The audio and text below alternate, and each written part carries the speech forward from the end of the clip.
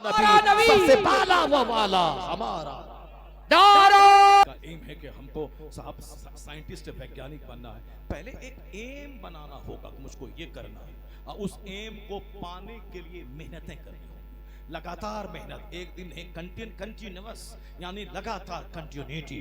इसलिए अपना एक मकसद बना लीजिए, मकसद बनाएंगे, ये हमारा मकसद हयात है। वमा खलक़तुल जिन्न वल इंस इल्ला लियअबुदून। कुरान कहता है हमने इंसान और जिन्नात को इबादत के लिए पैदा किया। इबादत करना ये हमारा मकसद हयात है। तो इबादत करने वाला वो कड़ाके की सर्दी को नहीं देखता है, इबादत करने वाला वो गर्मी का बहाना नहीं बनाता है। इबादत करने वाली औरत वो बच्चा पैदा करने के बहाने को नहीं बनाती है। इबादत करने वाली वो महाना खून की कमजोरी को नहीं देखती है, शरीयत के कानून पे अमल करती है। वरना बहाना बनाने वाली वो साहब जवानी में तो शौहर की खिदमत और बच्चों की परवरिश का बहाना बनाती है, और जब जवान हो जाती है, जब बूढ़ी हो जाती हैं, तो फिर वो साहब पैर में दर्द, हाथ में दर्द, जोड़ में दर्द, गैस्ट्रिक की बीमारी लेके बैठ जाती है। ये बता दे जब तू बगैर बच्चे की थी उस वक्त तू बहाना बना रही थी। साहब बीमार हैं, जब बच्चा हो गया दूध पिलाना है, बाल बच्चों के पेशाब पाखाना को ठीक करना है, फिर अब बूढ़ी हो गई, अब बच्चे सब जवान हो गए, अब तो कम से कम कसरत से इबादत कर, जो नमाज कज़ा हो गई है उस नमाजों को अदा कर। अब वो कैसे करेगी जो जवानी में जब बगैर बच्चे की वह बिल्कुल तंदुरुस्त थी, शादी नई उसकी हुई थी, बच्चा भी नहीं हुआ था, उस वक्त उसके पास कोई ज्यादा काम भी नहीं था। उस टाइम में उसको हर 3 दिन में खत्म कुरान करना था, रात में तहज्जुद पढ़ना था। उस जमाने में तो एक ने एक बहाना बना के रह गई। और जब बच्चा पैदा हुआ तो फिर बच्चों की परवरिश का बहाना। अब बुढ़ापे में अब जब घुटने का दर्द, टखने का दर्द, गैस्ट्रिक की बीमारी, सीना गया, दम फूलने लगा, तो अब तो चलो गया काम से, न जवानी में बदत की, अब बुढ़ापे में क्या बदत कर पाएगी। इसलिए जहन्नमी लगता है जहन्नम के लिए ही पैदा हुई। लेकिन जो इसका एम है कि अगर मैं कल मर गया तो अल्लाह को क्या मुंह दिखाना है। ऐसा नहीं कि बुढ़ापे में इबादत करेंगे, बूढ़ा होने का टाइम मौत ने नहीं दिया, कल मर गए तो फिर क्या होगा। तो जिसका एम है जन्नत पाना, एम है अल्लाह की इबादत करना, तो फिर वो कोई बहाना नहीं बनाएगा कि कड़ाके की सर्दी है या बहुत ज्यादा गर्मी है या बहुत ज्यादा मसरूफियत का टाइम है।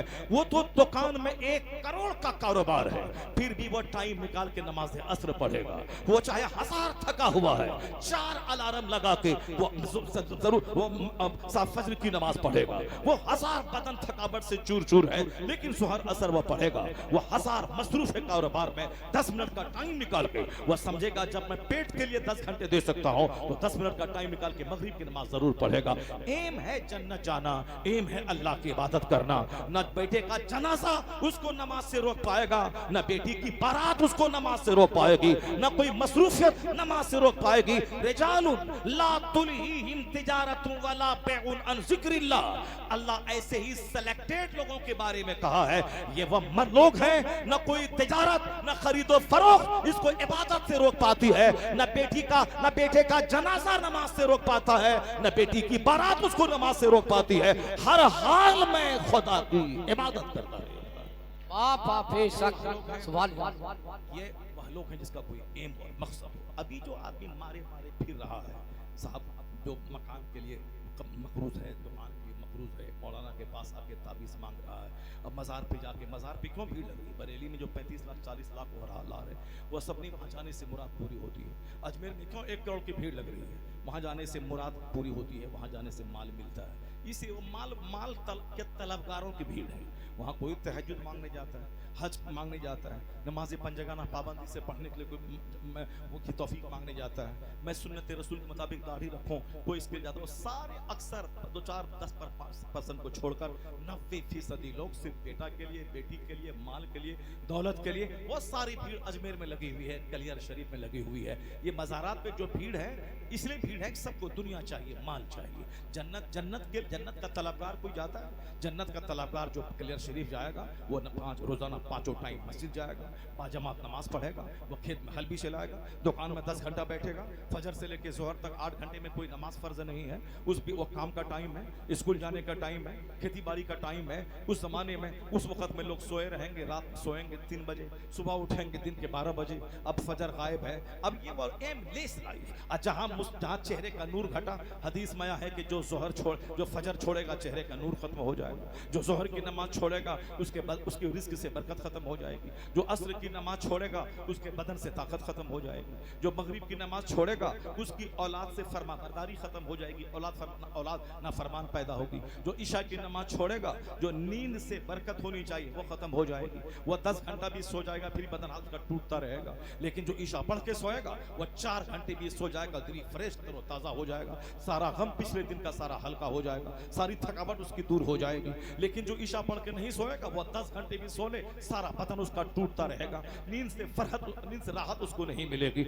ईशा पढ़ के जो सोएगा उसको राहत मिलेगी, फजर पढ़ के जो बिजनेस शुरू करेगा उसका चेहरा दिन भर चमकता रहेगा, जो जोहर पढ़ेगा उसकी रोजी में बरकत होगी, कोई 1 करोड़ कमा के भिखारी रहेगा या 1000 कमा के सुखी रहेगा। असर की नमाज जो पढ़ेगा उसके बदन में ताकत रहेगी चाहे सूखी रोटी क्यों ना खाए, और जो असर छोड़ेगा वह रोजाना 1 केजी दूध पिए और सेब संतरा डेली खाए फिर भी वो हिलता रहेगा, अंदर से थकावट महसूस होगी। जो मगरिब की नमाज छोड़ेगा उसका बच्चा चाहे 1000 वक्त कांधे पे बिठाए 1000 बच्चे को बिरयानी खिलाए, उसका बच्चा नाफरमान होगा, माँ बाप की बात नहीं मानेगा। क्या पता चला जो आज अमराज में समाज जूझ रहा है, चेहरे का नूर खत्म है, बदन की ताकत खत्म है, औलाद की फरमाबरदारी खत्म है, या रिस्क की बरकतें खत्म है, लोग कमाता जाता है मजीद कर्ज में डूबता चला जा रहा है, नींद से राहत खत्म है। खता यही है अल्लाह ने चेहरे की रंगत, औलाद की फरमाबरदारी, बदन की ताकत, नींद का चैन ये सब नमाज़े पंजगाना में रखा है। जो नमाज़े पंजगाना पढ़ता रहेगा चेहरा नूरानी रहेगा, औलाद फरमाबरदार रहेगी, नींद से राहत मिलेगी, रोजी में बरकत होगी, वह थोड़ा भी कमाएगा अल्लाह उसकी जिंदगी में बादशाहों जैसा सुकून अता कर देगा, वो किराए के घर में रहेगा, खुशहाली की जिंदगी अल्लाह अता फरमाएगा। नारे तकबीर, नारे रिसालत, नारे गौसियत, जश्न दस्तार वदी, फैज़ाने गौसे आजम, मदरसा गरीब नवाज सैयद इरफान मियां साहब किबला, नारे हैदरी।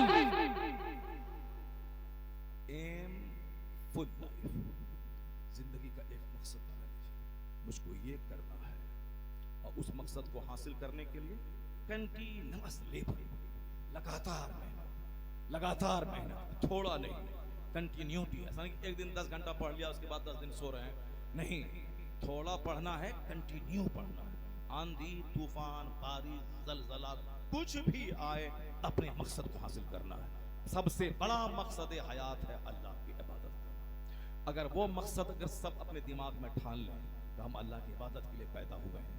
ये जो बेरोजगारी है, चाय की दुकान पे चुस्की लिया, 10 गीबत किया, ये सब खत्म हो जाए। ये जो बेरोजगारी है, अपने भाई से लड़ाई झगड़ा, थाना पुलिस किया, ये सब खत्म हो जाएगा, क्योंकि कोई मकसद नहीं है, किसी उस मकसद नहीं है तो क्या करना है। अब कोई मकसद लेके बैठना है, उसको गाली देना है, उसको मारना है, उसको थाने मंगाना है, उसका ग्राहक को रोक देना है, उसकी बेटी का रिश्ता लगा है, बरेली में डॉक्टर है, 1-2 लाख महीना कमाता, यहाँ से जाके सत्तू बांध के जाना है, उसका रिश्ता तोड़वा देना है। नहीं, उसकी माँ गलत है, उसकी बेटी गलत है, उसका खानदान गलत है। अब साहब रिश्ता तोड़वा के तब ताली बजाना है कि हाँ देखा हमारा क्या वेट है, बहुत खुश था कि हमारा दामाद डॉक्टर मिलने वाला है। अब हमने दूर से ऐसी कटिंग कर दी कि रिश्ता टूट गया। अब समझ लो कि मेरा पावर कितना है।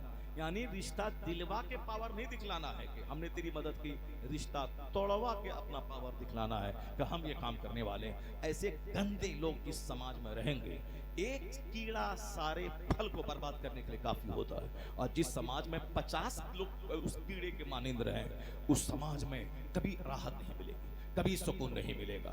तो एक मकान की सारी ईंटें एक दूसरे को तकवियत देती हैं, मजबूती देती है, और एक ईंट भी अगर डैमेज हुई तो समझ ले कि मकान डैमेज होता है। आया है हदीस पाक में, अल मोमिनो कल बुनियान, मोमिन एक इमारत की तरह है, यशुद्दु बादहु बादा, यानी इमारत का एक हिस्सा दूसरे हिस्से को मजबूती देता है। इमारत की हर ईंट पूरे मकान को मजबूती देती है, और एक ईंट अगर कमजोर हुई तो मकान कमजोर होती है।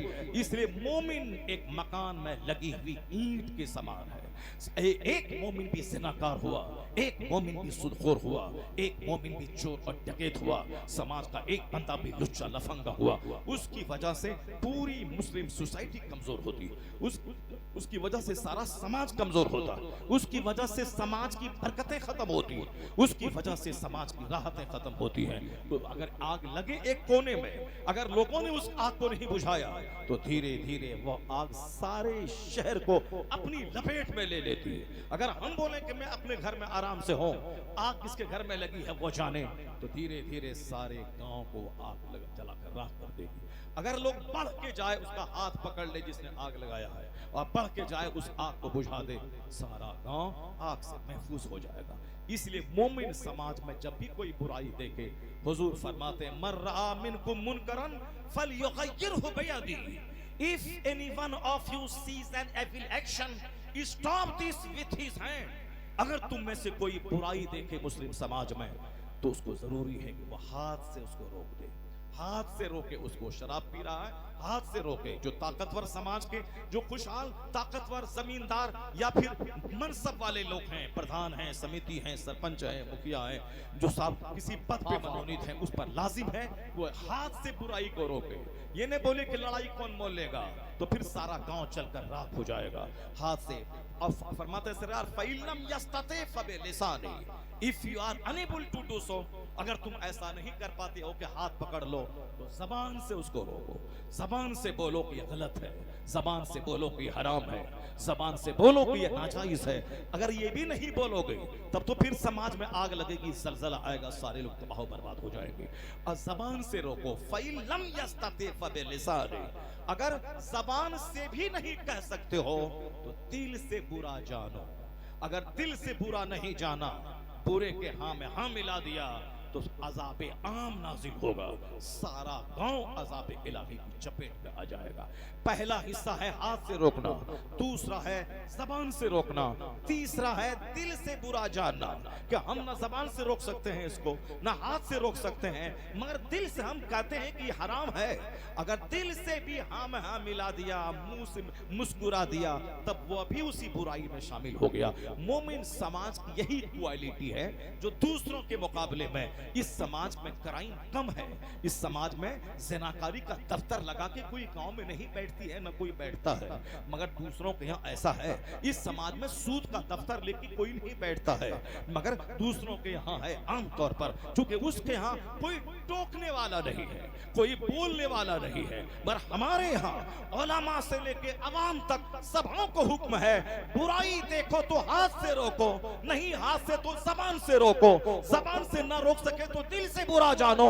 अगर ये क्वालिटी जब तक मौजूद रहेगी, उस वक्त तक सारी दुनिया में उम्मते मुस्लिमा राज करती रहेगी, क्योंकि इस रूए जमीन पर हाकिम वही बनेगा जो जुल्म को दबाने, जुल्म को रोकने पे कादिर रहेगा। बेशक, जिंदाबाद जिंदाबाद वाला, नारे तकबीर, नारे रिसालत, नारे गौसियत, मुफ्ती शहरियार साहब की